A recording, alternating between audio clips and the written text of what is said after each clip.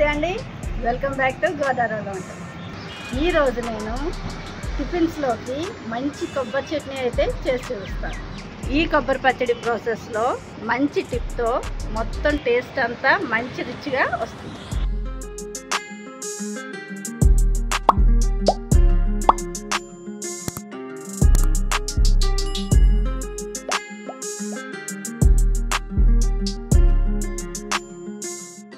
ముందుగా మిక్సీ జార్లో ఒక 2 వెల్లుల్లి రేకలు, చిన్న అల్లం ముక్క, మీ కారానికి సరిపడా పచ్చిమిరపకాయలు, అన్నీ పచ్చివేనండి, వేయించట్లేదు.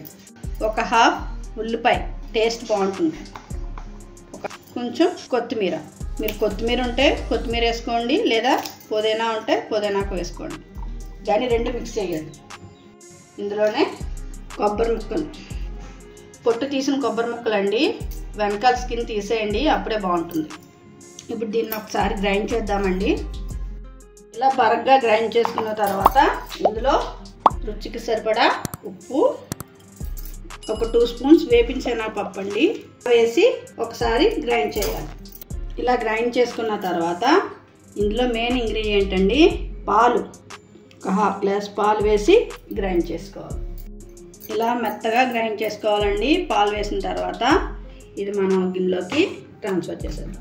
లూజ్గా కావాలంటే ఇందులో మీరు పాలు కలుపుకోవచ్చు. ఇంకా పోపు కోసం వేపిన శనగపప్పు, మినప్పప్పు, ఆవాలు, జీలకర్ర, ఎండుమిరపకాయ, కరివేపాకు, 1 స్పూన్ ఆయిల్ వేడి చేసుకోవాలండి, ఎక్కువ అవసరం లేదు. ఆయిల్ వేడెక్కిందండి. ఇప్పుడు ఇందులో పోపు సామాన్ వేసేసుకోవాలి. పోపు కొంచెం వేయించాలండి.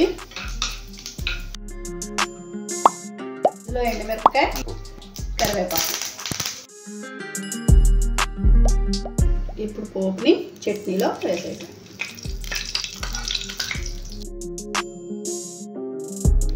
రెడీ అయిపోయిందండి కొబ్బరి చట్నీ. ఇడ్లీలోకి, దోశలోకి చాలా బాగుంటుంది.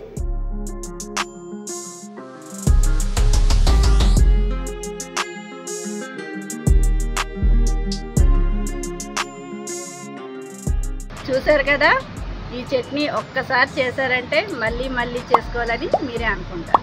ఈ రెసిపీ నచ్చినట్టయితే లైక్ చేయండి, షేర్ చేయండి, సబ్స్క్రైబ్ చేయండి.